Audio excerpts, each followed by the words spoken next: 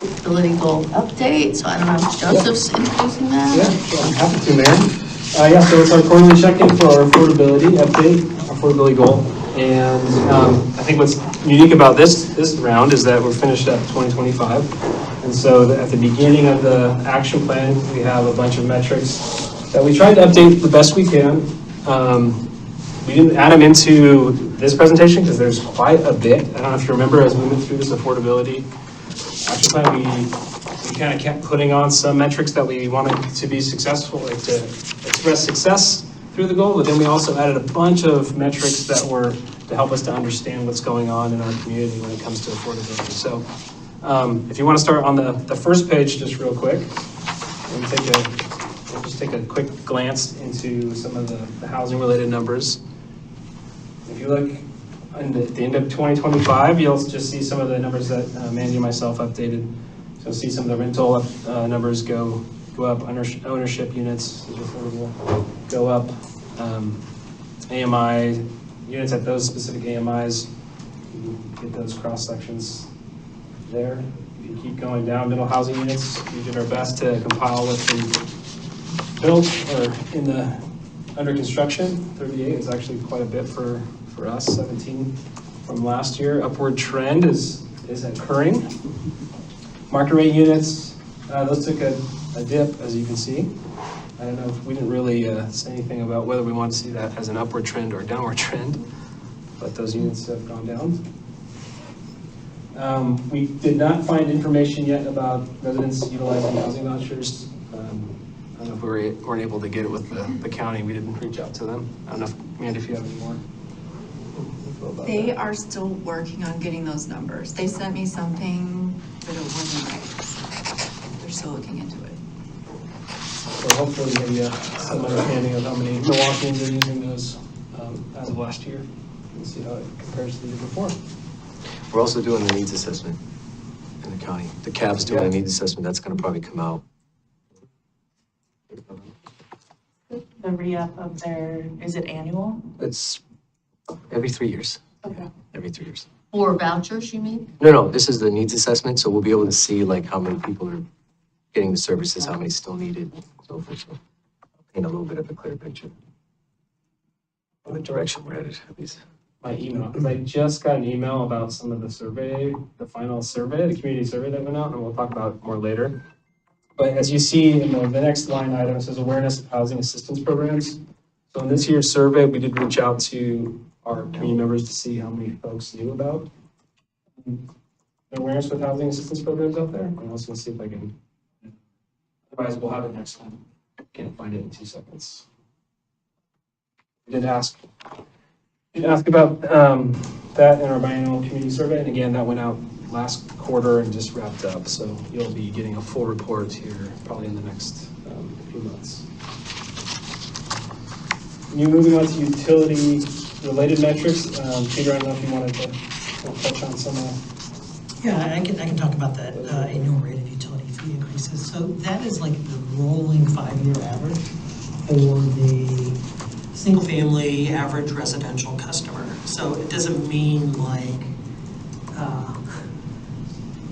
we've only seen a 1% increase over the last 5 years, but on an annual basis, when you factor in all of the different utility fees that we charge, over that 5 years, we've seen about a 1% each of those 5 years for that single-family residential property. And there's a couple reasons for that. One, we haven't increased our stormwater fee. In fact, in the 5-year period, we had a slight decrease 1 year where I think we dropped it back down just a little bit.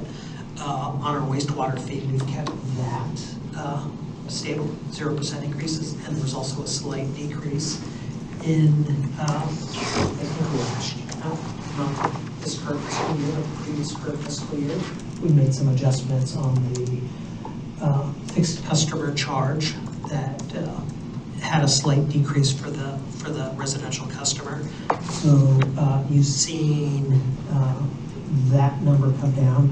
If you look at that 5 years back, there's probably a little bit higher increase on the wastewater And then safe and SSMP, what we've seen over the last 5 years is sort of a decline in that construction cost index, that automatic inflator that we have. That's what we're seeing there. You know, back in 21 and 20, we were seeing really sort of high construction cost indexes, and those have started to come down. I think where we are right now, I think it's at about 5%, but there's been it's been coming down over the 5 years a little bit there. So. When you said, you started out talking about 1%, you're saying, I mean, because some of these are going up 4%, 1.93, you're saying, but the overall utility bill is, overall utility comes bills, in at a 1% increase? about 1%, 1.07% a Okay. year, right? Okay. That's that annual average increase. Okay. Some years it might have been a little bit higher, and some years it might have been a little bit lower. I have a question. So would you say that the increases are getting smaller? Like the need for the how much we need to increase fees are starting to The decrease? increases are, over the last 5 years, have been Yeah. getting smaller. You know, I think we've been cognizant of the impacts that some of the increases that we've had in the past 10 years have been impactful, that the rates have gone up, and we've been able to, you know, make some adjustments and I think maybe reduce the need for increases. Yeah. You know, I will, I'll share with you, I think we have a slide in the presentation. I shared with you, we've had to do some increases in water, right? And we have a safety increase that we need to do, that's a little higher than the construction cost index. So those, we'll see those at the end of 26, what that impact, what those impacts are there. Thank you. I guess expound a little bit on what Councilor Christopher is saying. Do you still, I've heard larger concerns about PFAS in our water and just aging utility infrastructure. Over the last 5 years, our costs have remained stable, but you still see storm clouds in the future that we're going to have to address in some way. Or there are large costs that you see coming in our future that we don't for have a plan. PFAS. So the expense to do the construction of that treatment facility. We haven't realized that yet in our rates, but we'll see those first impacts coming up in this next fiscal year, the following fiscal year. Those will be the first impacts on the water side. I think what I shared with you a couple weeks ago was we were looking at 8%, an 8% revenue increase. So the consultant's doing that rate design and working on that, and I think we have that scheduled to meet with you, the council, on the study session in April. April 14th, I think. We'll talk about the water rates and the rest of the fee schedule. Does that include is that part of the consultation that's happening for the discount fee, potentially increasing the amount of discount for the water fee? Or no, is that a separate? I guess I don't understand. Because we had talked about the water rebate, and that was involved in a study, from what I understand. You mean making an adjustment? Yeah, to increasing that and what that, because the overall rate study includes that, correct? Yeah, That's part of it. we are looking at that. Okay. as well. Yeah, just, I appreciate you. And just to clarify though, making adjustments to the low income fee. Yeah, right, but because I remember we've been talking about this, that right now, our rates are not very equitable. The difference from the largest users and the smallest users are already, it's pretty nominal. What we are going to see is another tier probably. Right, okay, so that's another tier of. that's all part of this, correct? Yeah. Okay. And again, like, because, you know, when I look at this, it's really good, obviously, because I think we're doing a lot more than some other jurisdictions. But the tangibleness for people isn't there, right? For us, it's there, we see it. And even with the PFAS, like, even though that might impact rates, or probably will, there's a trade-off there with our drinking water and the safety of that, right? So there's a trade-off, but when it's just, people coming out of pocket and there is no trade-off, it's just your annual fee increase, that's the issue. So making it more tangible or more, how can I say it? To where more people can actually take advantage of it, right? As opposed to what it is now. That makes sense? No. No? Okay. But, yeah. So when you look at data, Yeah. okay, if I, as a average Milwaukeean, Yeah, family, kids, all the goods, bills, everything. yeah, When I look at that, I say, yeah, that looks good, looking at the numbers, but that doesn't impact me directly. It doesn't give me, there's nothing that's allowing me to save on any of that personally, right? So as much as I appreciate that that's not going up as high as other places, that impacts me relative. And we've had a discussion on relative versus an actual physical, hey, you got 10, 15 bucks off your water bill for the month, right? That's different. That's different than that. Those are two different, we look at it differently because we're on the political side and we're like, this is healthy for the city, this is healthy for our residents. As a resident, I look at that and say, good stewardship by the city, but I'm still paying a lot. yeah. So where's the relief, right? So that's where the whole rate design and all that comes into play. So it's being able to have a little bit of control of the direction that these finances are headed. Yeah. Mr. Kozer-Buddy, are you asking that you would like to see more proportionality, amount used reflected, so you could actually reduce the amount used? Right, because that's what we have a discount that's based on that, right? That's based on the unit of amount of water you We use. have a couple different discounts. One, we have a discount that's for customers that are eligible for our low income assistance program. Right. And those customers they get a discount on the consumption rate and on the fixed customer charge, as well as all of the other utility fees as well. There's a significant discount there. But I think that's something we need to just promote more. Right. Because I'm sure more people are qualifying for that than are enrolled right now. And then we have a fee structure on water that has two tiers. The first tier is a low-use tier. So if you use 3 units or less, you get a $5 discount on your fixed customer charge. That's And the consumption charge is marginally less than the regular tier, right? So you get a discount there. What we're looking at doing is adding a third tier that would, for people that use Nice. I like that even better. additional, more water, that that fee goes up. So we're gonna look at that and have a discussion about it in April.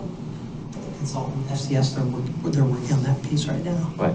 I look forward to that piece, yeah. Those adjustments have impacts on others, right? Of course, yeah, absolutely. Yeah, 100%. And that's where we get into the meat and potatoes of this whole discussion, right? So yeah, that was my whole point. Yeah. I do think, I think one of the things, I think that a short-term program that allows for us to see per capita using more water, you should pay more in relation to that, makes sense. I also think we've put a lot of kind of programmatic expenses onto our utility bill because it's just with the thorniness of measures 5 and 50, it's easier to do that than other things. And if we are in the next 4 years looking at larger systemic budget fixes, I think that we should put a market down and revisit what fees could be wrapped up in larger budget reworking and removed from our utility bills to actually lower the utility bills versus what things kind of exist and should exist on a water bill. Can you explain that? Because if you remove the fee off the bill, you still have to get those funds from somewhere. So it's not like you're putting it from pocket to pocket, right? You're talking about completely removing it? Yeah, so what I would say is if you're paying a $5 a month water fee for some city program, or let's say a $7 a month water fee for a city program. Public safety fee. For a public safety fee. That is, in theory, like a systematic expense. There's need that we all kind of clearly express to do that quickly. But that's $7 regardless if you make $50,000 or $500,000 versus something like property taxes is weighted based on the value of the property that you own. And so if we're looking at, we've heard that in 4 years, we're gonna have to do some things serious to be able to fix our budget issues. Which might be a property tax increase, it might be something else. I hope that we can find something else, but if we are looking at shifting that tax burden or trying to solve larger budget problems, I would hope that some of these like flat fees on everyone could be shifted or discussed in that larger shift, if that makes sense. So robbing Peter to pay Paul, but yeah. But it could be Yeah. sort of less regressive Exactly. by tying it to property value. But it's gonna be as more opposed to a expensive. flat fee. No, it wouldn't be more expensive necessarily. Why didn't we do it this last time? Or Because it it was- could That was be the- more that was- well, no, it expensive was for people also- who can pay more. Yeah, that's what I Right, would say. but there's no relief for those who can't. If I understand what you're Yeah. saying, that there would potentially be relief for those that couldn't pay as much because the regressive taxes are a flat fee. And that applies whether I make $1 a year or I make $1 million a year. Right.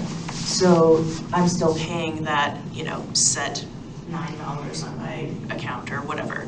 But with a tax structure that is variable based on the person's ability to pay, then I might, if I'm making $1 a year, I might either be able to opt out of that or pay maybe 90 cents versus if you're making $1 million a year, maybe you would pay $90. The opt-out is also, opt-out is some of our low-income properties don't pay property taxes. Like the Hillside Development isn't paying property Yeah, taxes. Right. And so how, I think you would say, we have a low-income exemption built into our utility program. Something similar exists in property taxes, but it also captures for someone who owns a really expensive house is gonna probably pay more than $7 a month, which is more their fair share. Right. And someone who's a working family maybe pays closer to $5 a month. So it's not, I think you're right, it's not like the fee. How do you base it off their income on a property tax? You can base something off of the value of the home. Right. But that's, It also depends on how you want to structure a tax or a fee. so how I does, think sometimes people structure taxes and fees in a regressive way that's just a flat fee across the board, but it doesn't take into account the variability of our populations. And it takes more time to structure something that is variable and responsive to the diversity, the economic diversity that we see in our community. And if I'm hearing you correctly, you're saying that if we move forward in coming years and still have these needs, that we look at maybe rolling some of the regressive taxes into something that is more responsive to the needs of our community. Yeah, you say it very well, yeah. it's a property tax though, right? At the end of the day, that's what it is. It could be, there are not a lot of tools in the toolbox. That's what I'm saying, so because- that's, what would the other, because we can't create another tax. Well, the one thing that I would say, what I have here, I'm just talking about utilities. Yeah. No, I'm intrigued. In addition, yeah, this is an extra layer Peter's like, of good conversation. talk. But we're talking about fees that are based on consumption, behavior, or, Yeah. how property is used, right? And, I think, maybe there's an opportunity to look at, similar to what we do with SDCs, where we scale SDCs based off the size of single-family residence. Maybe there's something we can do sometime in the future looking at stormwater. Maybe a smaller home, and larger homes would be included service area, but we bill it based on the equivalent dwelling unit, so the average size dwelling unit, for ease of billing, because it does get to be a challenge to track changes in improving service areas. It's one of the things that it's hard to do with commercial property. So, like with residential, it's based off of like 2,706 square feet of improved surface area. Maybe, to clarify, just say it really simply, I have a little bit You of taking us heartburn. back to the taxes thing? Yeah, I'm saying, We'll go, let's go back to that. I want to I don't want to lose track of this with time. I'm intrigued, but I mean, The thing that I'm saying is, I have a little bit of heartburn that this is a regressive system. If we ever were to do a property tax increase, which is a challenging thing to do, my expectation would be that we lower some of these programmatic expenses, or roll them up, so we don't have flat fees just floating Right, around. we're just on gonna our get the warrants. money out of the property tax. Well, I would just That's say, what- none of these are flat fees that are programmatic based. They're all utility based, providing a service. So, you know, we're providing water, we're providing wastewater, we're providing stormwater, we're providing sidewalks and bike and pedestrian ways, and we're maintaining streets. So those are all utility based off of consumptive behavior or land use, so. Well, I'll just say, I think we are a rare bird in Oregon in being a city that has some potential to raise having some room to raise our property tax. Most cities do not have that. And as a result, most cities are adding more fees on their utility bills. West Lynn has $19 a month for their parks fee. Wow. You know, I mean, there are some pretty hefty fees that, you know, we're hearing the buzz in Portland, right, about a street fee in Portland. You know, I think, you know, that is the world we live in because of measures 5 and 50, that the utility bill is where most cities have to put it. Yeah. But I agree with the idea that if we do go for a property tax increase, we should see if we can wrap those things into that as opposed to having them on the utility bill. When and if we get there, this is a good policy discussion. It certainly fits in your values of this goal, and you guys have talked about utilities and property tax in general, so. Yeah, that'd be an interesting conversation, because I thought the reason why we didn't do one wasn't because of timing. It was more because of, it was timing in the sense that people are feeling a lot of economic pressure, and putting a tax increase on the ballot with some other things coming from the county probably wasn't the best idea. It wasn't based on timing of getting it on the ballot and all that. It was more about the impact it was gonna have on residents, because that was gonna be probably 3 times more than what we settled on. That was part of the biggest argument for that fee, was to lower the burden. Because regardless of if you make 50,000 or 100,000 or 200,000, your property value determines how much you pay on your taxes based on the rate, right? So even if your average home value is based on, and it's not the market value, right? So if that value is based on the average, take the sheriff's levy, it's a good example. They're basing that $68 increase on what's the home value that they're basing it off of? 200 and something thousand. 275, well, or 300. Right, so that's pretty darn low already, right? So I'm intrigued, I'd like to hear how the workaround is, because that's already low, and that you do the math on that, and you're still paying $68 a month. Do that by the year, you're paying over $700 extra in taxes. How is that more affordable? I guess I'm a little bit, the math's not mathing. We can dive into it now, or we can go on. No, let's go on, but, let's go on, Okay. because I'd like to see how to fit Okay. square I'll hold you back peg in a later round hole. tonight. We can do some math. Unless you change the property value. Good discussion. The next one I can talk about, Peter. That's another one related to creating a baseline through the community survey. That's the one I could find pretty quickly. So you're getting some live data, but as far as the percentage of residents who state that they're aware of utility assistance, any guesses? Any guesses on the table? Of the responses? How many of the folks? 18%. So, what, say that again? I'm gonna say, What's the percentage of people in Milwaukee that know that there's utility Oh, assistance? it's like 8%? 6%. no, everyone keeps. It's like the price is right. Yeah, What'd you say? I said 10. 77%, y'all. Mayor Beatty for the win. Wow, well, that's awesome. Well, that makes me feel, I mean, because I noticed that number of people participating in it had only ticked up slightly. You know, we had a big push last year to try and make sure more people were aware of it, and it hadn't ticked up that much, but that tells us that people are I aware would of chime it. in that that's from the outreach that Amy and Judy do. We put it on our website, we put it on the utility bill. I know that I sit outside and I hear her telling people about it. So I think that 77% shows the work she's done. For sure. It is surprising. That's It's really good. Yeah, it's really good. We just gotta beat it next year. Keep it up, Mike. Then we don't have any updates. I don't know if, Peter, if you had any updates on. I know we asked,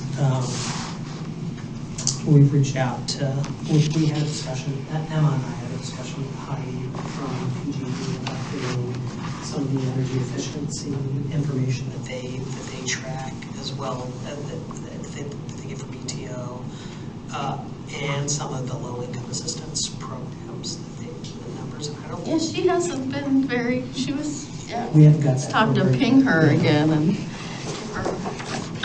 Hopefully we'll have an update next quarter. That kind of concludes the basic kind of measures of success. The data metrics in blue are the ones that we would just like to know. As you can see, quite a few are not available yet. Waiting on census data for Alice data. It needs to be updated. It usually comes within the next month or two. And then if you move on to the next page, we finally get some metrics, affordable housing related metrics.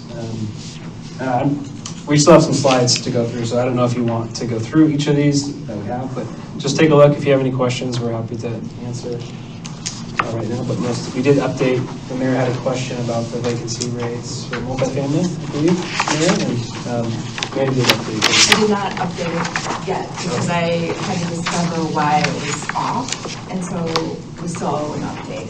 Because you're right, All vacancy number of 5.9% doesn't make sense when you average the rest below. And their CoStar does a different category that we didn't recognize, that we need to add it in and make sure that everything jives. So Okay. stay tuned. Yeah, so we will update. But I did get eviction data. You did, yeah, I see that. Unfortunately, that's a lot. It's gone up. Yeah, Yeah. yeah, Thanks for getting that, Mandy. Sure. yeah. Also, you saw the change in residential rents and home prices have also gone up, as I think would be expected. And we'll hopefully get you more information, housing choice decision. Is that, forget where we're later on that. It's difficult to get, but we'll see if we can find anything. Utility metrics, Peter, Michael, you want to? Anything there you want to add, or any questions there? I would just say, with the utility assistance dollars distributed per year, we do have that in our proposed budget. We've included those dollars again moving forward for the utilities. And Mike, I don't know anything on the utility program stuff you want to mention there? I was gonna hit on it in the slides, but Judy, Amy, and I last November had a utility billing assistance open house here. And we answered questions on applying for assistance and resources available. Our deadline for renewals is June 30th. So in May and June, Amy, Judy, and I are gonna meet at the library and City Hall here and have another one of those. We were also gonna invite Len to kind of come to, he has a lot of resources that we don't know about, and I felt like that's a good tool to have him come and provide his services as well. So we have those scheduled, and we'll put those in the pilot coming up. Any questions before we jump into the slides? Damn, we haven't started the slides. We'll go pretty quick. Whoever's got the clicker, we might just moving it forward. So with the finishing out the 2025 year, we added in this section of the last quarter 4 of 2025, these action items include both council and staff. So it'll be a quick recap of how we ended the year. But if you remember, some of the general actions Action plan, alignment with community advisory board, strategic plan, we scope and contract the new community survey consultant, obviously just those that you didn't maybe remember or don't remember, but we had to change our contract with who we typically do the survey with, so that took more time, but we got somebody, and obviously just wrapped it up, but you will get more information on that soon. Toured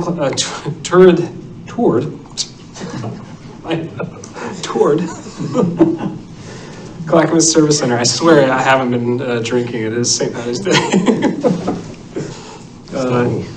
Clackamas Service Center with all y'all. That was a great day. Actually, seeing all the great work they do. That was really fantastic. Utility actions. I'm gonna let Peter or Michael jump on that slide and just cover what Q4 looked like. So for mine, as I said, we had the utility assistance open house before the CUAC met and reviewed the rate design, as Peter said, for rate design, and also the CIP checklist, how they are going through and doing the reprioritization scoring. Also, kudos to Peter. We received a loan for safe drinking water projects. A portion of this loan is forgivable loan. Once the project's completed, that was a big success. One thing, we streamlined our utility billing platform regarding billing statements and online access. The goal in here was to eliminate duplicate contracts and run all UB process through our ERP system, Tyler Inco. Before we had two, we had BMS who was creating the bill and sending it out, and then we had Tyler that had all the data. From this, we were able to streamline it and reduce BMS costs quite a bit, so that's a big win. The other thing we did was this allowed us to have customers come in and have one login. In the past, they'd have to do one login to view their bill, one login to pay their bill. Now they're able to do it all from municipal payments online. That was a big streamlined approach that kind of helped us with the billing process. And we're also continuing to bring and evaluate the utility billing code and bring our recommendations to you on changes that need to be done. I'm coming back to you in April to discuss a couple of ideas and options about that. Moving on to the housing side, if you remember, we actually adopted the Affordable Housing Code incentives with our great planning team. Shout out to Vera and Laura. We studied affordable housing models and tenant screening fee limits from Councilor Body and Council President Anderson. We issued and awarded the Sparrow Site Affordable Housing RFP, which is a big deal. You'll see later in the slides, but we're continuing to work with Devon Northwest on a disposition development agreement. Last Q4, we also partnered with Related Northwest. Thank you all for allowing us to do that. State grant for Hillside Park for infrastructure. We haven't heard anything about that grant, but we have helped apply with Related Northwest. Finally, addressed other affordable housing tools. We started the increasing high density housing capacity conversation, which will come back to you as soon as DLCD finishes our contract. It's supposed to start in January, but it looks like it's probably going to start in April. So sorry about that. That's been out of our hands. Obviously, crafting the land banking strategy, we started those conversations and continue those into the next quarter. And then we also started conversations about the rural program. Just staff specific for 2026, starting this quarter. As I mentioned a couple times, we conducted the biannual community survey, so that's gone out, and it is, as of today, sounds like officially concluded in final report, so more to come. Utility actions. Yeah, I can just speak to a little bit of that. We have been spending, we've had monthly meetings with like WAC to talk about rates, or specifically water and wastewater. We have a consultant doing those, doing a cost of service study for those two utilities. We also walk them through the revenue requirements for the other utilities as it relates to our budget and our capital improvement program. So the next step that we have is in April, we'll have a meeting with QUAC, and then the following meeting after we talk about the water and wastewater rates for the we did spend a lot of time, Jen and I spent a lot of time working on the capital improvement program. And, I think the big picture is our current CIP that you see in the budget document now shows a program about 125 million. We have scaled that down to about 80 million, a little over $80 million, so almost by a third in terms of dollars, but also, the goal being to be able to be more realistic in execution and having the staff to manage those projects. So we've got less projects, but they're critical and high priority projects. So that's one of the things that we have spent a lot of time doing. And you'll see, I think you saw that in our budget committee meeting last month. I would just add, again, kudos to Amy and Judy for proactively informing and educating people on the utility assistance program. And also, we continue to partnerships with St. Vincent de Paul, United Way, and 211, that if folks are in need, we direct them to those assistance. Are we still funding St. Vincent de Paul? We are. And that's to help people with their PGE or Northwest Natural bills? What is that? I think it goes into a pot that they Okay, so it's not. And that's in the upcoming budget. Okay. I don't know if you can see that very well, but these were the revenue increases that we needed for each of the utilities that we recommended. We talked about this in our budget committee. The water in the upcoming biennium, we've recommended increasing revenues by 8% in each of those fiscal years. Wastewater, we're recommending no increases. Storm, we're recommending no increases. And then on our transportation fees, we have those indexed to the Seattle Construction Cost Index. For SAFE, the first fiscal year, we're recommending the 13%. That's to get us caught up with that revenue gap that we have, and then 5% in the following year. And then SSMP, 5% the construction cost index in both of those years is what we recommended. You'll see what those look like in detail with when we talk about the fee schedule, what those rates are. That's great. Thanks. On the housing side, we conducted a study session and discussed the STC waivers, possibly for affordable housing or an ADUs as well. Code incentives implemented, and we'd already talked about the DDA for disparate oath. That's still in process, so that'll take some time.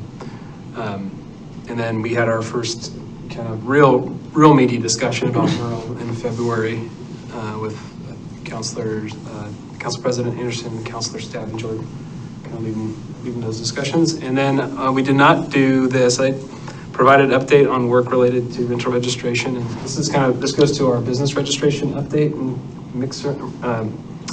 reconfiguration of that code section. So this is going to hit economic development as well. But we just met today to kind of game plan how we want to move forward and what we want to recommend to council as a starting discussion about rental registrations and then business registrations and how those should look. What kind of value do we want to provide to the business community as well as homeowners, the property owners. So that will move forward next quarter. So that's where you'll see it in the next slide, but I bumped it up to May and June. It's just not ready. So it's kind of related to housing, but not really. Because there's the rental registration is a piece of it, but it also includes business registration. I did have one other thing I wanted to mention related to this. So part of the work that FCS is doing is a cost of service study that looks at, are we charging the different customer classes the right amount for the services that we provide? And one of the things that they've found in their analysis is that our single family and our larger commercial customers are subsidizing, or actually the multifamily, I got it backwards, multifamily housing is probably paying more than they should. So we're looking at perhaps making some adjustments and maybe creating a different customer classification for multifamily housing that may see a decrease in probably on the fixed customer charge for those customers. So that might be something we might see. You're saying that's in water? In water. In yeah. water, Yeah. okay, interesting. Thanks, Peter. Yeah. And everyone. That's good to hear. So moving into just a preview of next quarter, keep going, Peter. As I mentioned before, you'll get the presentation about the community survey results. I'll get that on the agenda. Cheat suite and review of update of fee schedules coming April 14th. So you'll see that. And then as I just mentioned, we'll be talking about registration code, business registration code, and rental registration in this next quarter as well. So that is coming your way. Utility side. So for this, coming up on May 5th, Chris Bell from, he's our utility, solid waste analyst. He looks at the rates for the different solid waste companies. They've recently submitted all their financials to him, and he goes through and looks to make sure that their rates are in balance with the city and other areas. He'll be here on May 5th to give that to report to all of you. Just an FYI, the solid waste haulers are looking at next steps for the franchise agreement, so I think that they'll be here looking for information on that. Didn't we tell them come back after the budget? Yes, and I've told them that and they respected that, but I said May 5th might be a good day to, since we're talking about solid waste, that might be a good place to start, but that's up to you. There's, as I said before, there's some utility code changes I'm going to come to April 14th. Something that Amy and I have wanted to do for a while is do an internal audit of our current accounts. And kind of what that means is we have our fee schedule that we charge everybody, but in our system, there's over the years, there's just a lot of things where maybe somebody's account didn't get updated or this didn't get updated.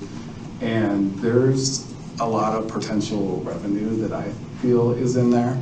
And having us go through and do an internal audit to examine all of the accounts and make sure that the storm, impervious surface, all of the things in our database is correct is something that I don't think we've done before. So I pitched in the budget to have like an intern kind of come in over the summer and do that work. I think that would be very valuable for the city. Another thing that Laura and I have been working on is streamlining the internal process for procedures among departments. And I mean specifically for new meter installations. When Hillside came on, there was a lot of moving parts in that. And when, from the utility side, when the meter goes in, when do we start turning on the User billing. when do we start billing? And there's a lot of factors in play at that. And we've kind of brought all the departments to the table and are looking at how we best do that, whether the processes and procedures for that. And I don't think we've done that in the city as a long time, so that's pretty exciting to get all these people at the table and talk about kind of what your step is and how that impacts others. And I think that helps the city is in streamlining how we move forward as new places come online, how quickly we start the billing. Yeah, one other thing I just wanted to mention on the fee schedule that was in the previous slide. One of the things that I've been working on with Mike is also providing some better descriptions on the fees. When you look at the utility fees, I know SDCs was one that it felt like it'd been sort of a challenge sometimes to describe, like what are the SDCs, what are they capturing, what's the purpose of them? So I've done some work on that. We're doing some work on the utility piece to describe, provide some better descriptions on how the rate system works and things like that. Just put in the fee schedule. You'll see that. I think you'll see that. On this last bullet about internal processes, about meters, I do wonder, I guess I'd like to understand more, like, somebody puts in their building application, they get their building permit. What is the role of the, building official versus the public works team? And then who queues up finance when it's done to say it's done and turn it on? Or That's whatever. exactly what we're working on. Okay.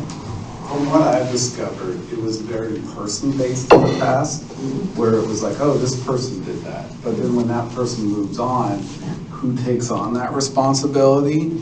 And so we're trying to make it more process-driven so that, hey, building kicks it off, they get it, planning looks at it, and goes through a review process so that all of us know what the steps are as we go forward. There's a lot of room. I think there's a lot of room for progress there that we're all at the table talking that through. And part of it reflects the change in structure that we have in the city as well. The real. Yeah. For sure. And the volume of permits and the type of, the complexity of construction has changed quite a bit for our city too. I think we could have been able to do a little bit more band-aiding around and when it comes to developing, a couple single family homes, but now we're doing so many that we got to get our processes much more tight. So that's what Mike's speaking to. Housing actions going into the second quarter, land banking strategy. Mandy and I are coming back on April 7th to hopefully impress you. We'll see. We're also going to start talking about feasibility around revolving loan fund. Councilor Kozer-Body, this is in the housing production strategy. It's also a big desire of yours. I think a good idea would be maybe a study session with Bill Van Vliet from the network of Oregon Affordable Housing, NOAA.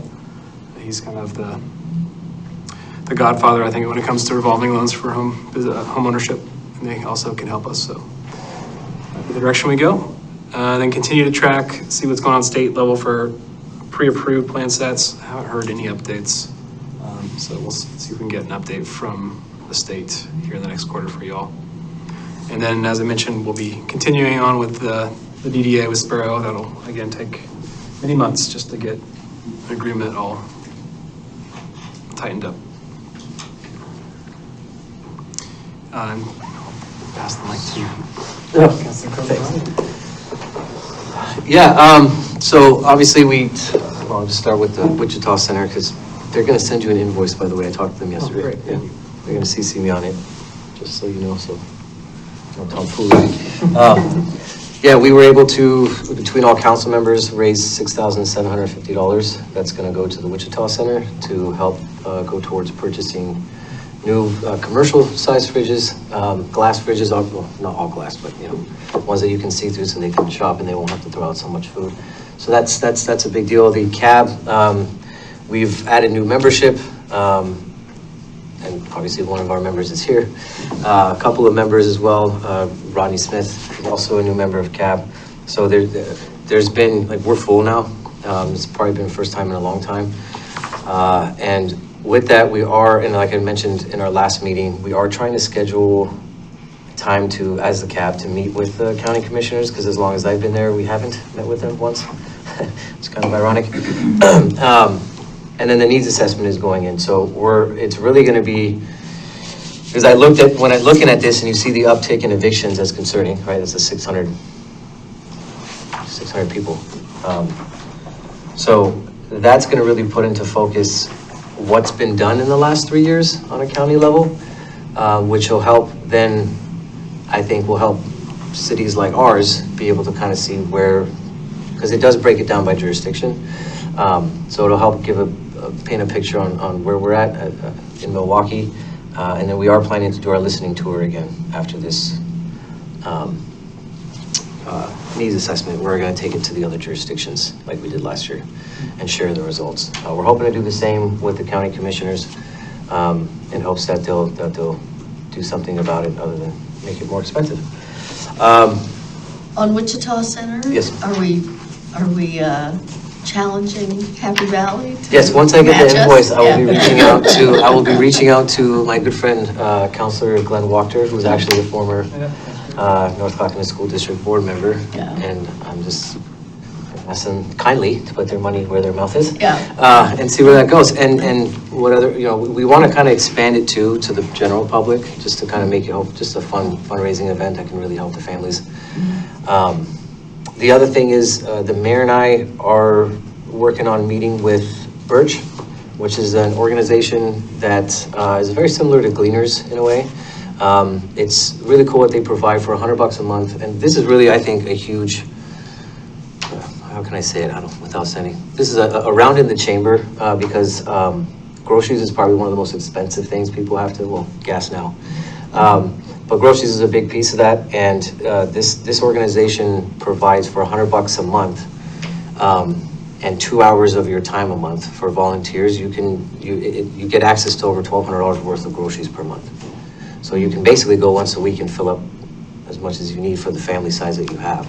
They also provide financial, I want to call them classes, but financial stability counseling. Yeah. And a lot of people have talked about how they've gotten out of debt, which ties into what we were talking about on CAB, because on CAB, one of the members was saying, we don't need to learn how to make a dollar stretch because you don't have a dollar to begin with, right? So you can't stretch a dollar you don't have.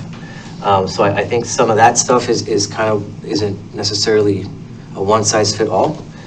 So I think learning how to be more financially stable and pay off debts and work with what you got is probably going to be more effective for a lot of people. So I'm looking forward to that as well. The mayor and I are also in talks about, and Mr. Charles Bird, if you're watching, apologize, I have not contacted you yet to set up a meeting, but the mayor and I have been kind of going back and forth recently on this. But we're hoping to have some serious discussions on not necessarily a tree bait program. I know we talked about that, but I think this is a better and more unique approach that lessens the burden on the city by doing some sort of discount for total tree canopy percentage. Like if you already have 40% or more tree canopy, you're actually really helping the city out and reaching our goals. And so there's potential for something there as well. Wastewater. Yeah. The other thing is, I have been talking to stormwater. Stormwater, yes. Yeah. I've been talking to Greg Geist. I'm waiting to get his, because their SDC methodology is based on the affordability of the project. So they base it on like if it's 80 to 100%, you're paying a different SDC than if it's 30 to 60% MHI property. So Oregon City actually just implemented that methodology. It took some work, but they did it. And I'm working on getting basically their whole packet to find out if that's something that maybe the city can implement. I know we do it based on size, but I think doing it based on affordability would have a much larger impact. And then that way we don't necessarily need to just waive them all together. We can just have them low and then raise the cost as the cost of the house of the property increases of the project. So now you're paying a little bit more if you want to build something a little bit more expensive. But yeah, stay tuned for that. Can I ask a couple questions about eviction? Yes, ma'am. So the numbers here, these represent households that have been, is it served or the eviction has actually happened? That's might a good be a question. question Yeah, for Mandy, that's because she's the one who. Yeah, that's from data from evicted in Oregon, which comes from the court system. yes. Okay. It's got to be completed. Okay, so I'll look up to find out. I guess what I'm getting at is. Who's been getting the resources? actual completed eviction is a different number in terms of when we can intervene versus when the eviction is served. Yeah, so notice from actual eviction. Yeah, exactly. Yeah, that's a good one. If there's a way that we can wrap some more services around, or even like, sometimes there are advocates that are funded to be in the courtroom. Yeah. To connect with that's a good people point. that maybe didn't know that there were resources available. And I don't know what the county does in that regard. So that might be more of a cap. Yeah, I'll find out more about that. But that's a good point. And that's kind of where I'm starting to see through this affordability goal.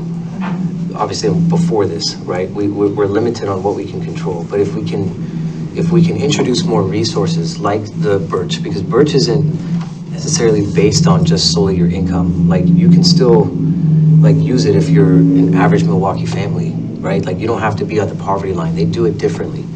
And those are some things that we can look at too, is do we even want to use the poverty line anymore? Should we come up with our own metric of what poverty means in Milwaukie? Because the socioeconomic status is so different and it's so variable.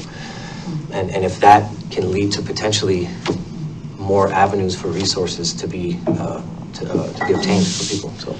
Well, and on the eviction, I think it would be useful to have a bit, and I kind of asked about this with, it kind of came up when we went on our CSC tour and other things, but like how rental assistance gets coordinated at the county.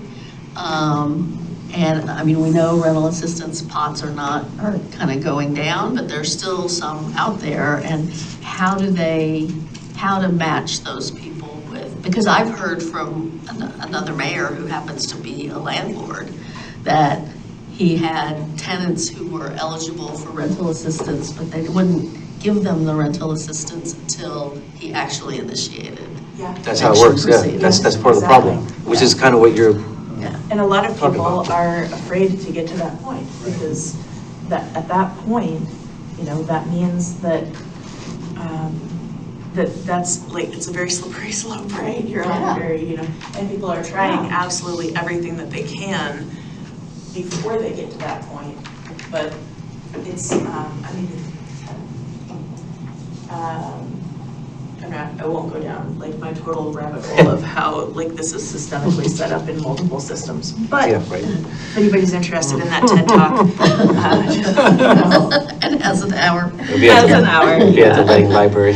I think that we are likely not the only city in Clackamas County that is experiencing an increase in evictions, whether these are completed evictions or evictions served. The rural parts too. Yes, and I think that, if this, I don't know if Evicted in Oregon has unincorporated data and how that's sliced for Clackamas County, if it's urban unincorporated, rural unincorporated. Yeah. But if we were to create, an advocacy coalition amongst multiple cities that are also seeing this increase and could, maybe that's like something that would be useful in your conversation with the county commissioners, because they're going through a budget process too. Yeah, right. And if they have 6 different cities that are coming to them saying, hey, we're all seeing this increase in eviction, and we would like to know how county resources are being, dovetailed in to that system. It's possible that they have information there, but getting a brochure and connecting with, an actual person to do outreach or intake, for county housing services, like right there in the courtroom, that's a very different thing.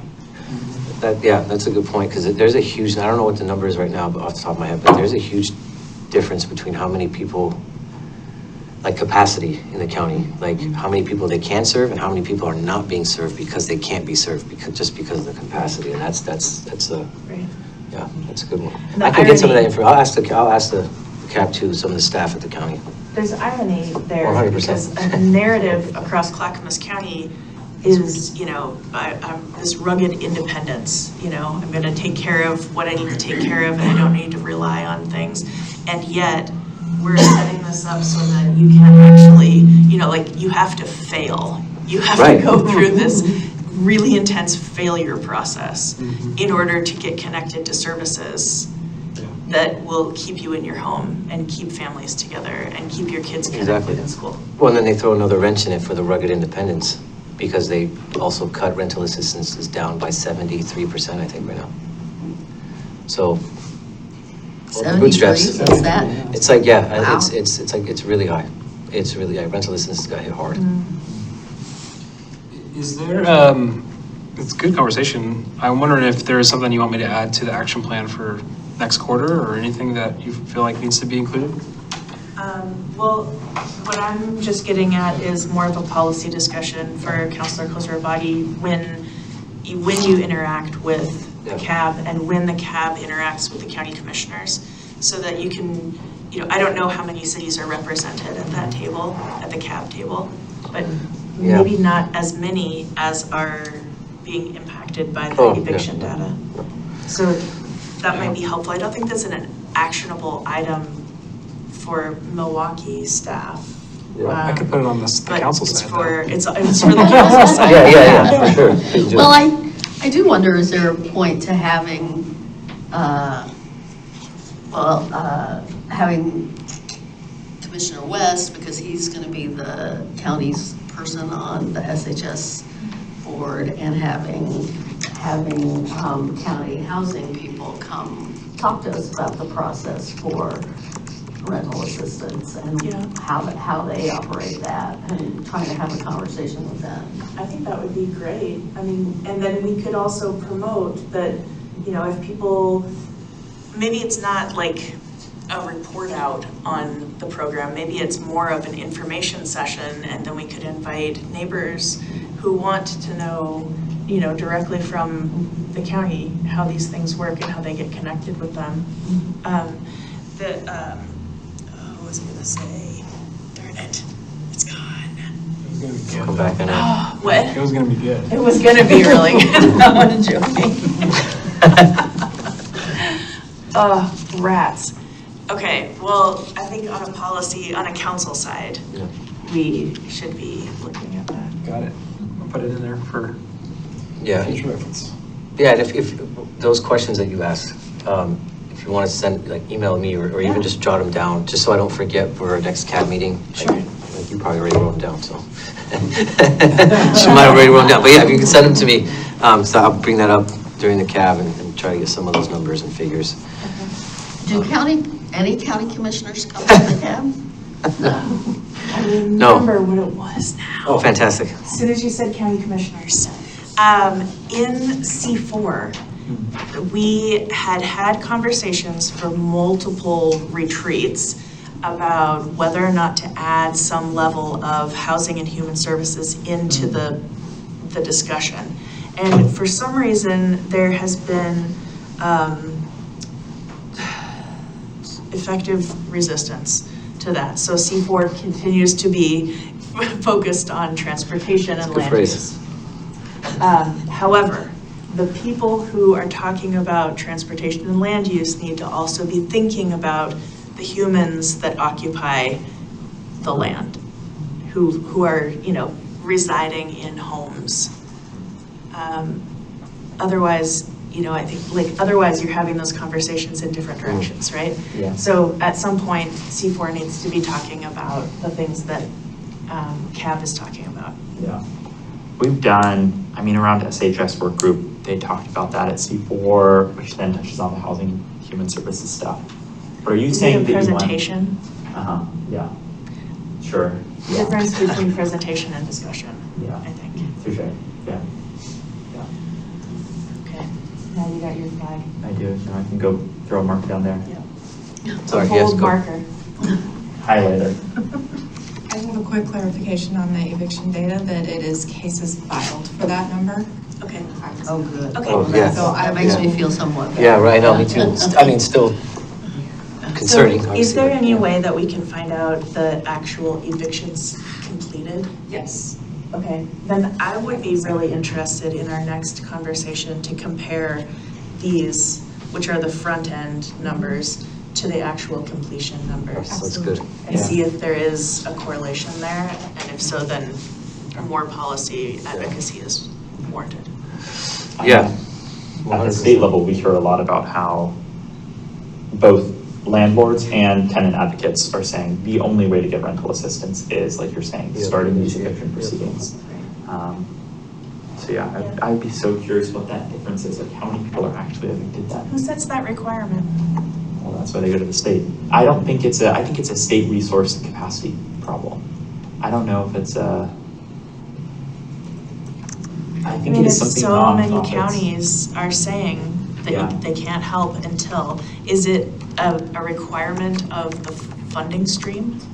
I don't know if that's the case necessarily. Is that how you prove that you're in eviction, is when they start the process? I think it might have been, I have to go About the double check warning this, but my understanding was as a condition of like scarcity, they've done this, but that speaks to like, God, that's so stressful. there's a problem in the Yeah. amount of funding that we give to these groups to do this. But I'd have to go check if that's a precondition on the dollars or if that's just what Yeah. nonprofits have been done.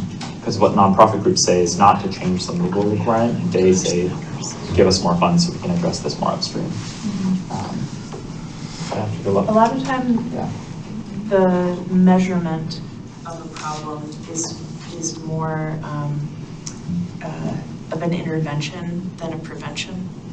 Does that make sense? Like Yeah. it's harder to measure something in a preventative state because you're actually measuring something before it's happened. Yeah.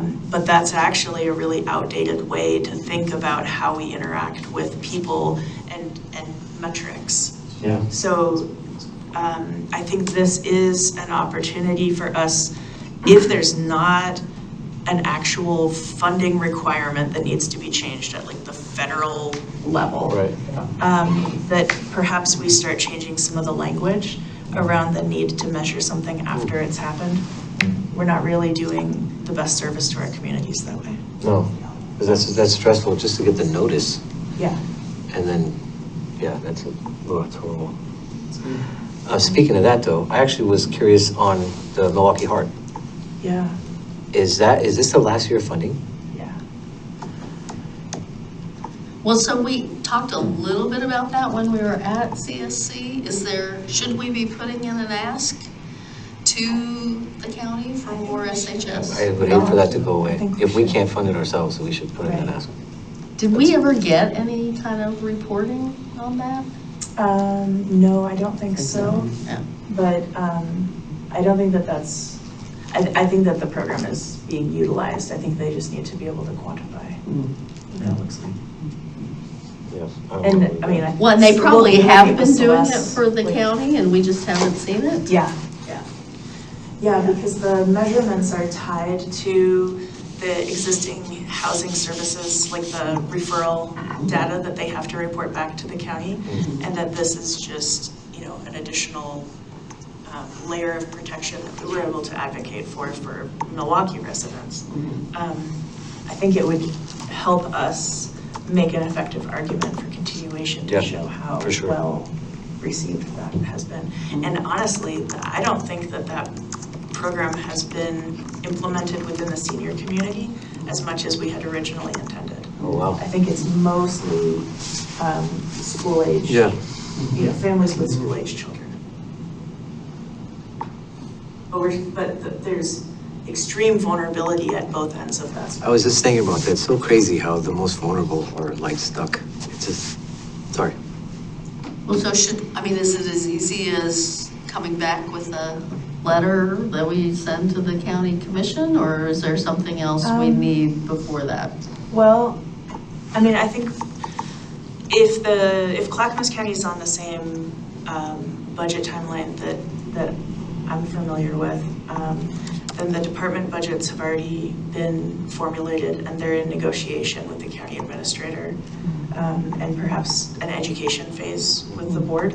So it would be best for us to connect with the department level and find out what they actually, or we might even be able to see what the submitted program offers from the department look like.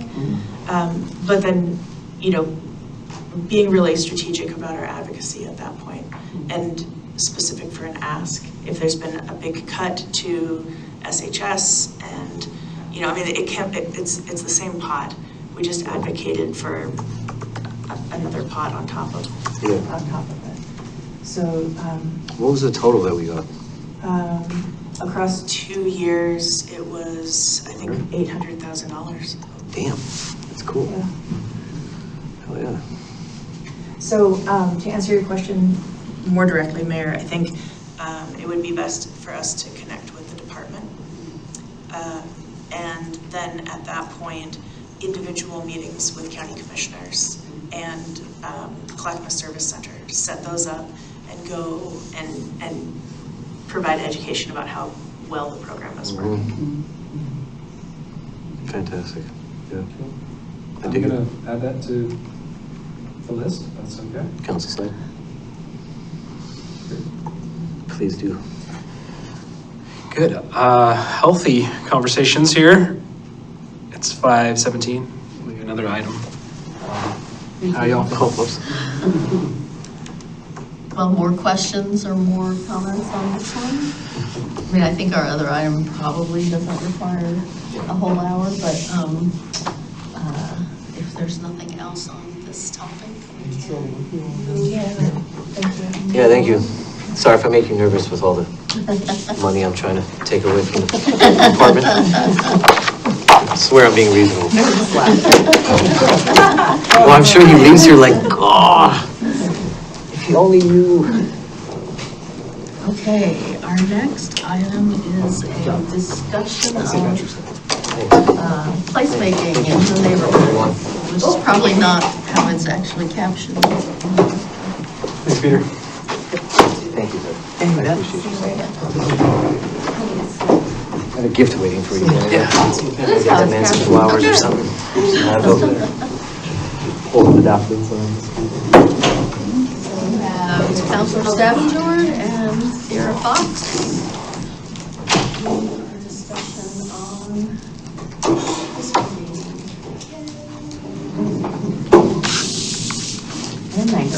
And mango. Mango's like, I do my own. It's like, I establish some places.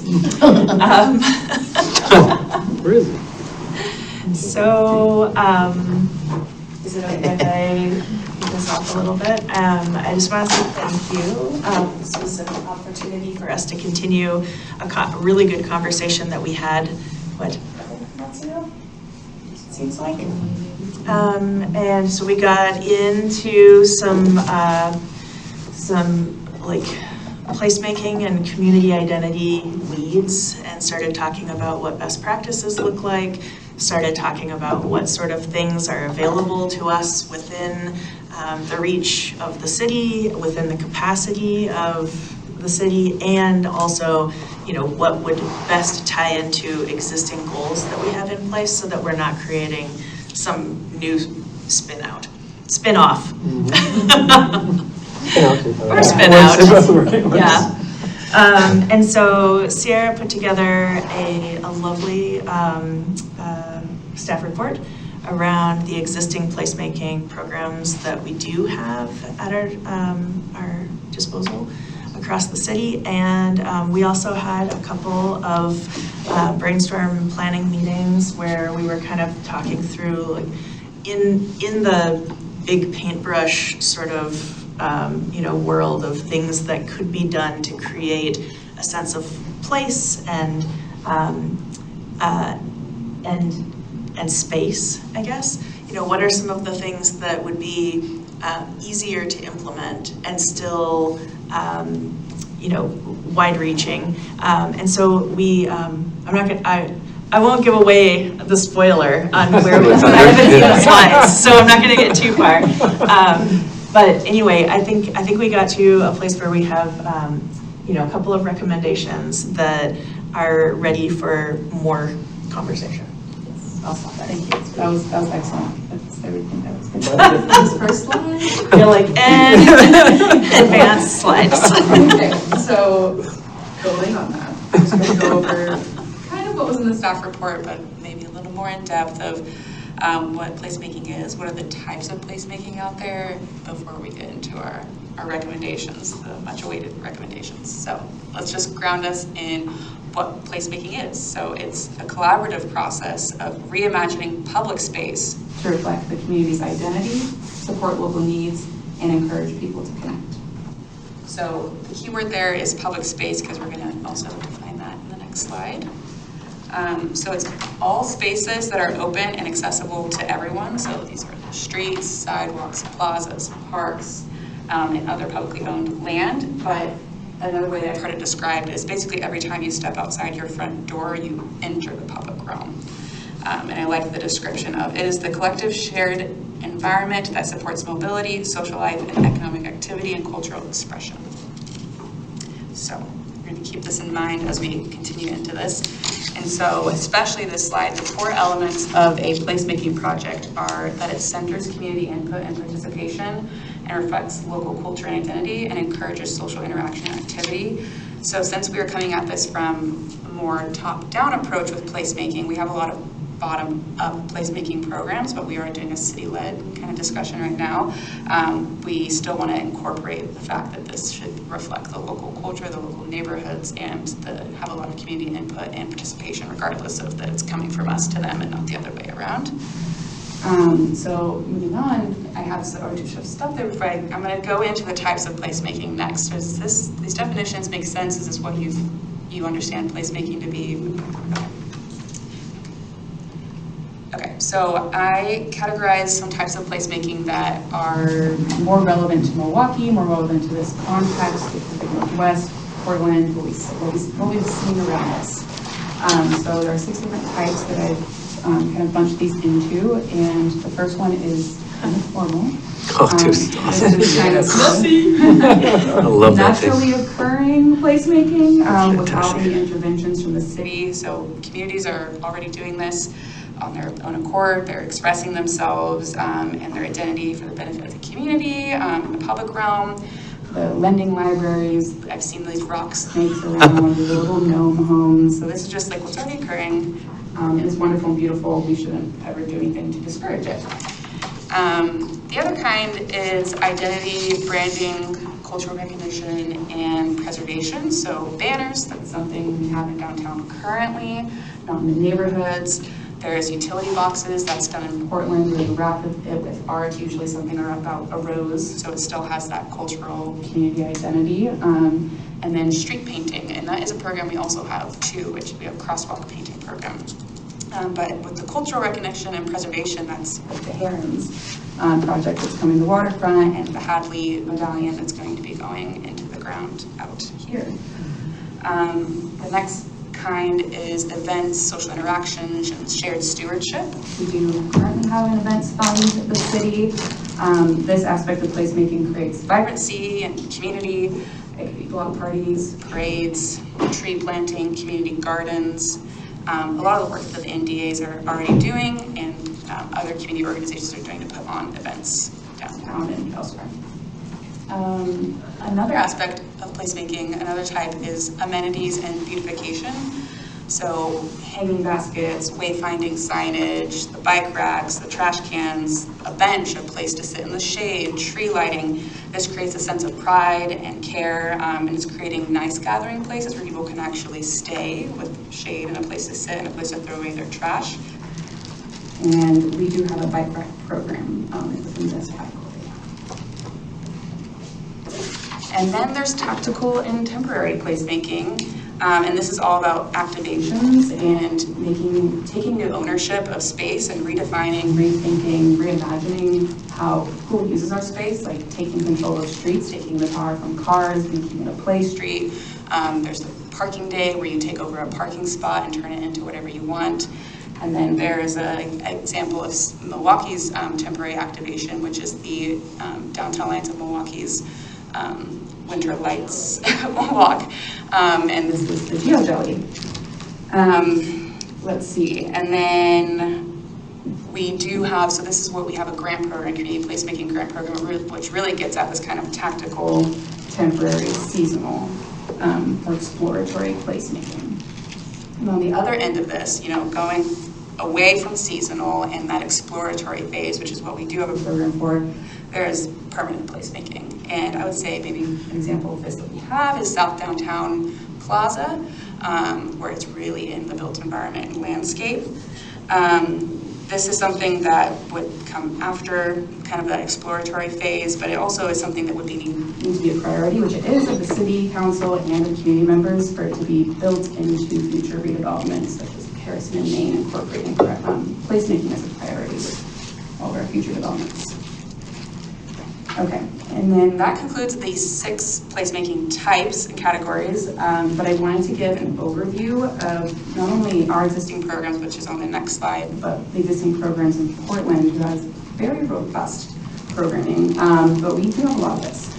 So they have the public trash can art, the utility box art, a public street plaza program, street painting programs, a play streets program, a block party program, a community event program, parking day, art in the right of way, sign donations, adopt a landscape, and encroachments. And we have some of these things, we just don't brand them as a placemaking program necessarily, which we totally could.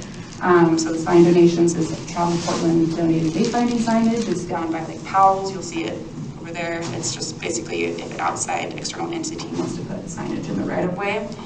And adopting a landscape is adopting a park for adding, or a green space, for adding native plants, keeping up the landscaping, and encroachments is adding private, private structures in the right of way. So I think we just need the right of way here for that.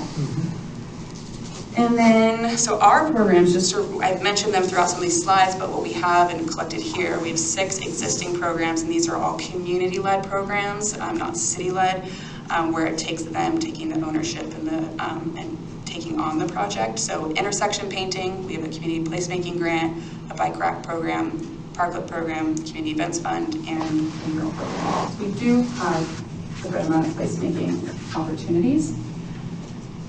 So I will start here and come back to this slide. The implementation recommendation with that in mind is a two-pronged approach at this point in time. Is going to be doing the city-led placemaking that we're going to discuss in the next slides, but also taking a moment to advertise the full slate of existing programs that we have. I'm sure there's been one-off over the years as each program has come about, but putting all 6 into the pilot and doing a big educational approach of how they can go about it, what it looks like, something along those lines, and then do a moment of reflection on those after they've been promoted enough to decide, do we need new or amended programs before we create anything super new at this point. And then for the second part, the city-led approach, I'll come back to this slide for that. So we are talking about neighborhood placemaking in our neighborhood hubs, and while there are nodes that we're really focusing on for the neighborhood hubs, our economic development team is aligned with planning, and that it should be a corridor approach, and I think that same thing should apply with what we do with placemaking. So with Councilor Stavanger, we discussed using existing infrastructure. This is one of 2. There's a second slide of existing infrastructure that we recommend looking into using. So the light poles that are already there, and we already have done this program in downtown. They're about $165 each for the really big ones, but if we needed smaller ones in neighborhoods and along the corridors in neighborhoods, it would probably be a little less. In Portland, they have these kind of banners in the different neighborhoods. They have Central East Side ones, as you see on there from my Google Maps drive, and Kearns neighborhood and Hawthorne neighborhood. So it would be something along those lines, but still community-led designs around it. I'd recommend, if we did go this way, starting smaller, whatever it may look like, maybe only a couple per corridor or only one corridor at a time before committing to a whole citywide situation.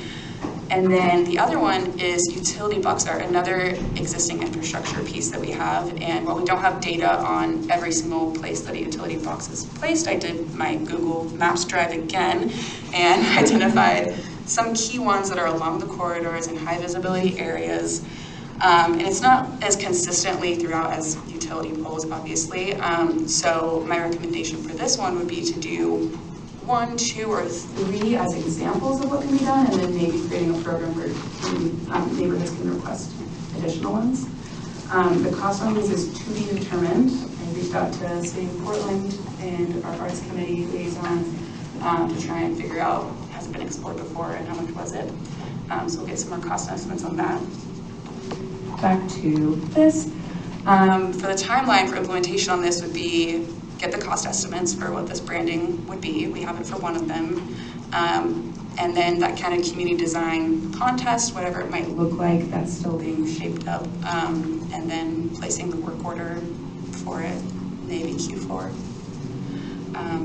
Yeah, so how did those two programs sound? How is this sitting for folks? Is it where we want this to go? For city-led, uniform. Well, I mean, I think it sounds like all good things to do. I guess I'm trying to get my head around how that ties up with what we've talked about in terms of activating, activating the hubs, right? So there's the neighborhood activation hubs, and I think you're really right that we have some programs and they're not fully known out there. So it totally makes sense to me that we go out with that first. But is there also a piece on the,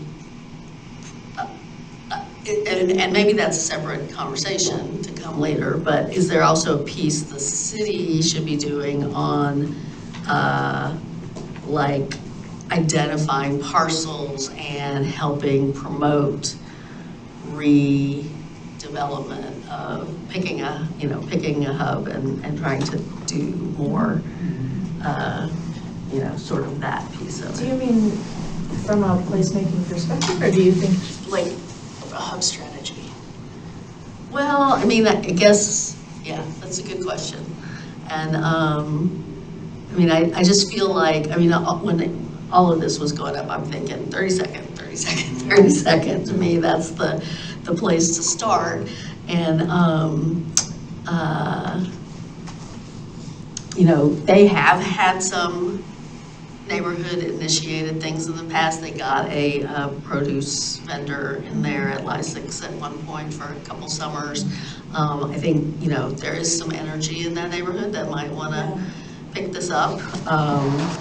But they can't be expected to do the placemaking piece. I feel like the neighborhood, there's neighborhood energy for that.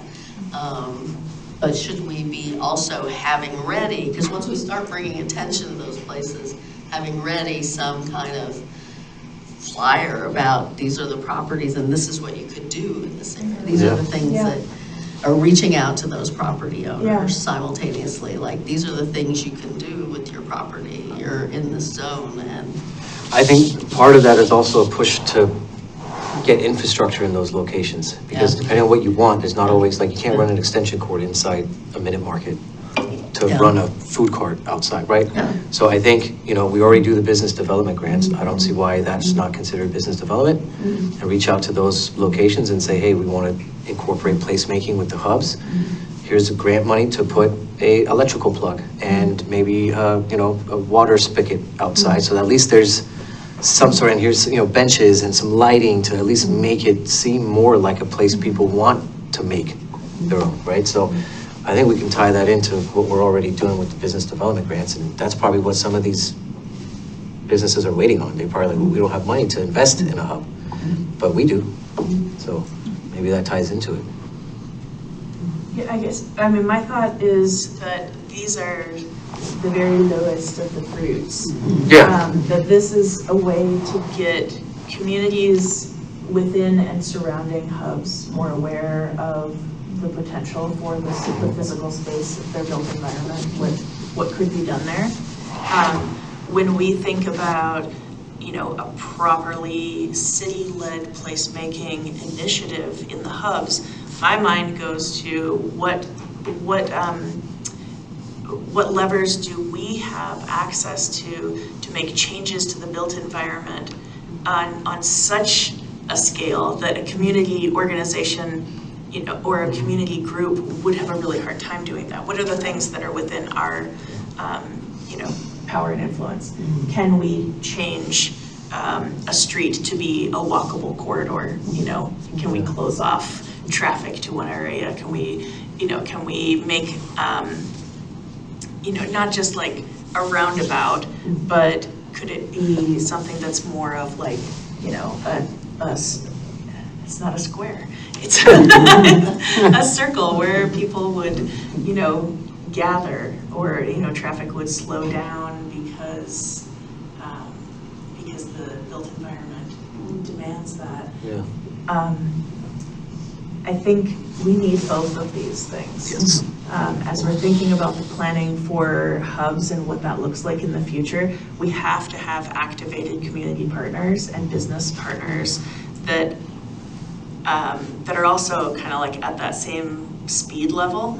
So in doing a brochure about the things that we have available, I think we could also say, and these are some things that we would like to explore together. Yeah, I did that. I think we're like talking about two buckets here. On the placemaking bucket that we just heard, I love, this is such a helpful menu of options. I think these are really fun things that empower communities that already are working to build hubs to have all of the city programs easily accessible to them. The one that I might add to the list, the SPOT program, is a great thing. Even let's take the 30-second hub or that corridor there. They were able to get stop signs and delineators to really slow down 29th Ave. And I think that will be a really exciting street. And you tell them, hey, you can paint the street now, here's all the other stuff you can do. That will make a big difference. And in the short term, some of the things that you're describing, I think could be really good spot grants. And having this all on a clear web page that we can say, here's a community placemaking web page. If you're interested in this, here's all the links to all the resources just in one spot. Even just passing that out to the NDAs, I know that will make them really, really excited. That's the placemaking bucket. I also am like happy about the appetite that we have here to try and see, okay, as we're doing this placemaking, what are the ways that we can encourage redevelopment? It fits with the last hubs report that we got out. It'll take some city investment to get the private market to start creating these neighborhood hubs. And so what does it look like? How do we hand out the brochures? How do we provide those financial incentives for this to actually start to come together? Because you're right, you can't just plug into an outlet and say, okay. I think you can approach it with both of them together, though. You can go to a business and say, hey, we'd like to turn this into a placemaking hub, right? And then kind of wrap that conversation in together. But I do like everything that the recommendations, I do like. I really like the banners on the light posts. Because I remember when I got out of the service, I used to see them up, like during 4th of July, Veterans Day. And then sometimes you would see there'd be like a photo of an individual and say like Milwaukie supports their veterans, and it's like when that person served. So you can do a lot of cool stuff. I mean, you can do stuff for like Cinco de Mayo. You can do stuff for so many different cultural, just to show like, hey, like we see you. I just think everything on there. And like you said, it's low hanging fruit. And maybe if it's like, okay, let's, maybe a couple of us, Mr. Hub, we can go talk to some of these businesses about that, and then this can still, I don't think they have to be individualized or separated. I think you can tie them together and come up with something pretty cool. Yeah. I think it's also really helpful the way that you, can you go to the slide that has the grid? Like the four, there it is. Yep. One I forward. Yeah, that one.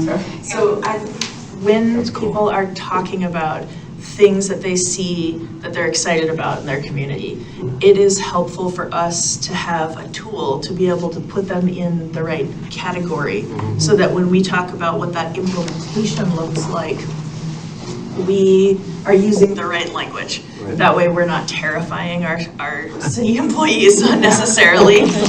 And if we're talking about something that is transformative, then that should be a reminder for us on council that we're gonna have to figure out the funding stream for that. Yep. We're gonna have to figure out how that fits into the plans and the documents that we already have in place, so that it's not something that's just like, an extra add-on.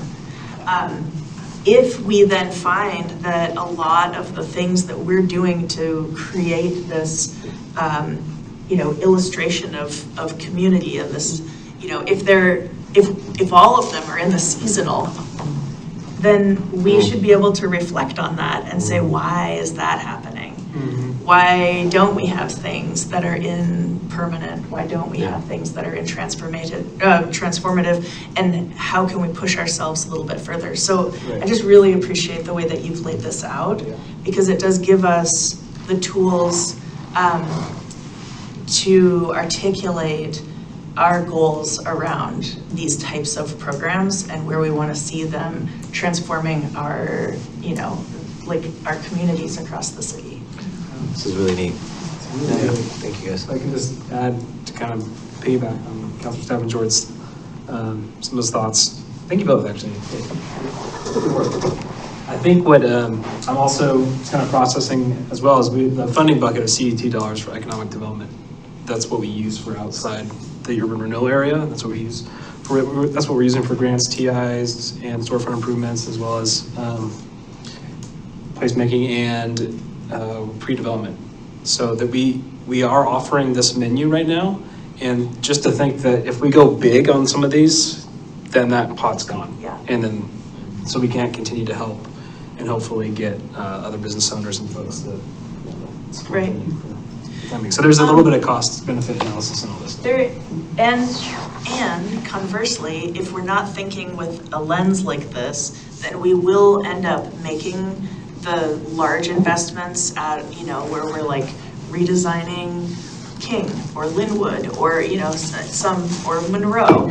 And if we're not thinking in advance, then we end up retrofitting the built environment 5-10 years down the road, because then it makes sense to have, you know, bulb outs or you know, benches or community trash cans or things along those lines.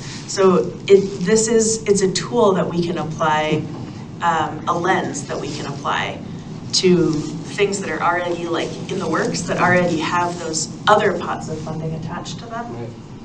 I think that there's some potential there. Sweet, yeah.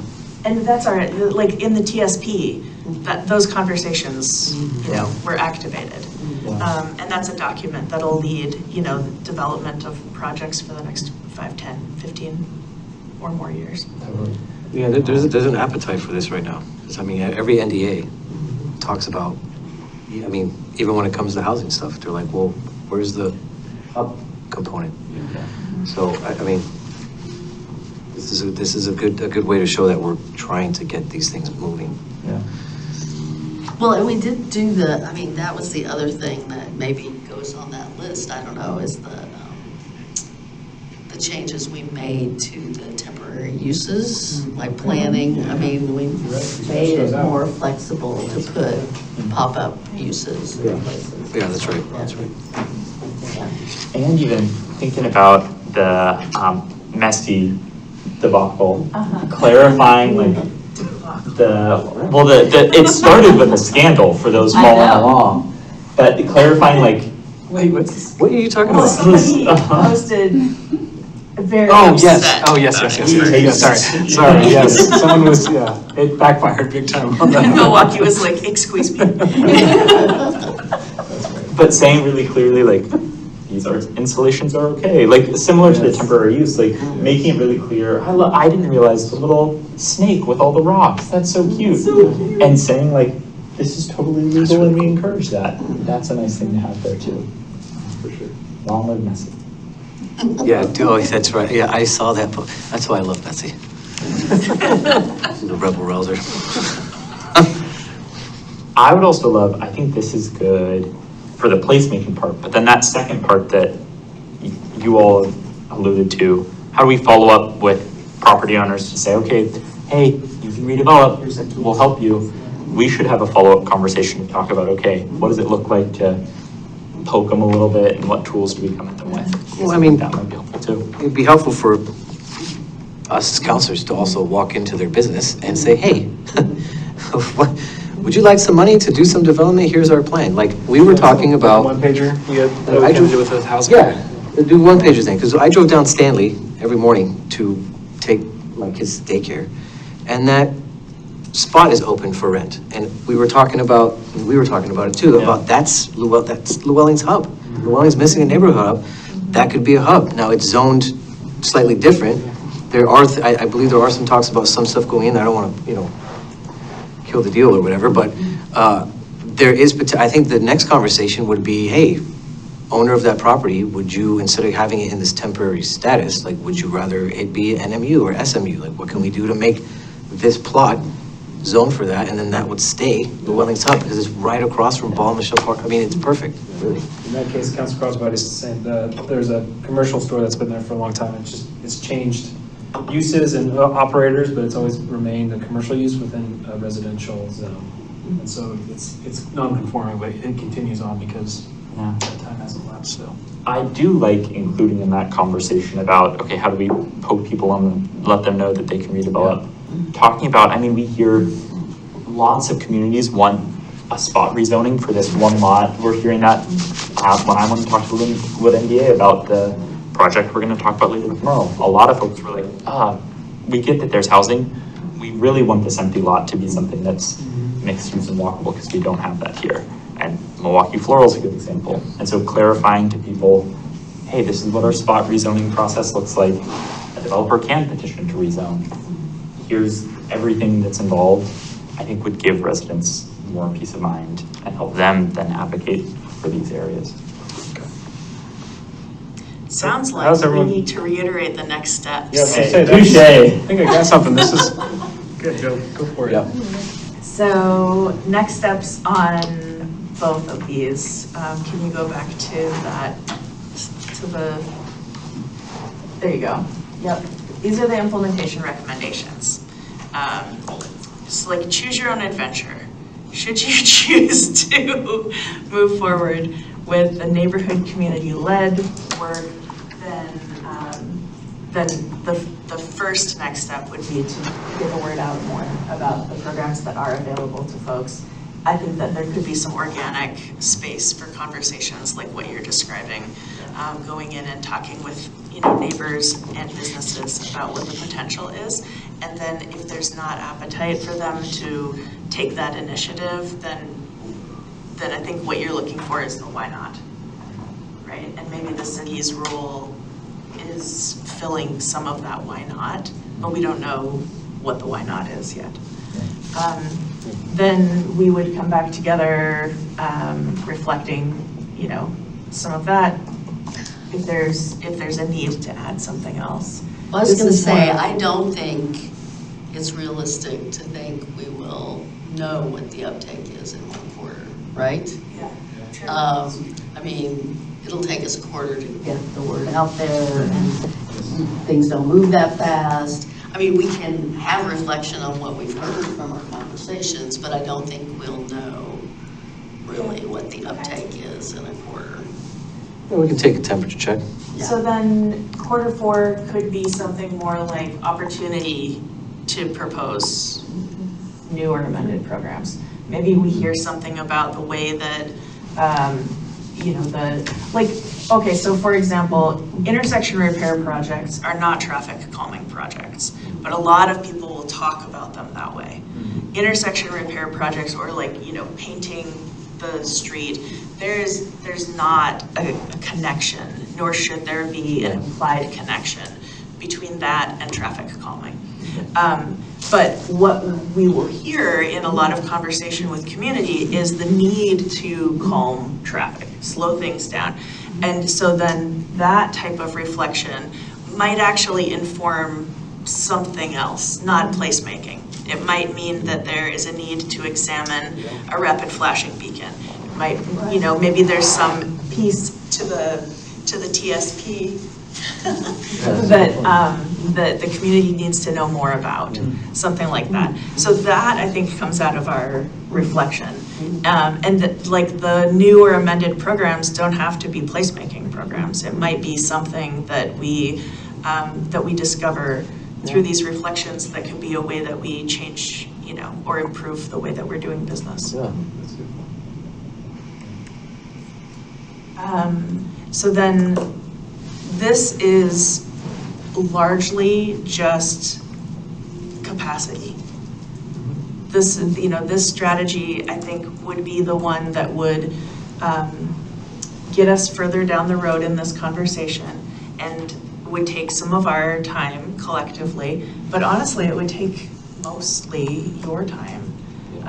And so I assume in proposing this, you have an idea of what that would look like. Do you feel like quarter 1, 2, or I mean, sorry, 3, 4, try that again, 2, 3, 4, is that respectful of the capacity that you have to do this? Would it be, I think maybe it would be helpful, Councilor Steph Jordan, I appreciate that question. I think, would you be okay, y'all, if I had a conversation with Sierra about some of these recommendations and how we can fit it into the plan, work plan, and then prioritize and then put it back out on the economic development goal?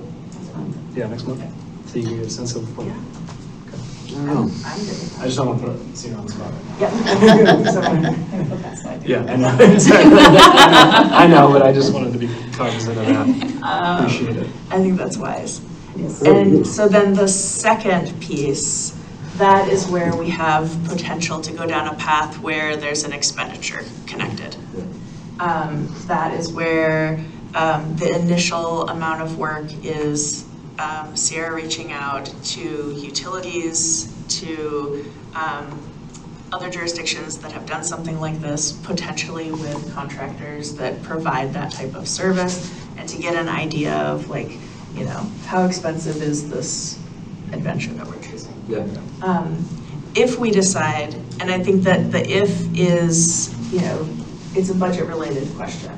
So either that is a budget ask that is in our existing conversations around the biennial budget, or it becomes something that, you know, the council discusses, is that a good expenditure out of a pot of money that we have available, like urban renewal or CET.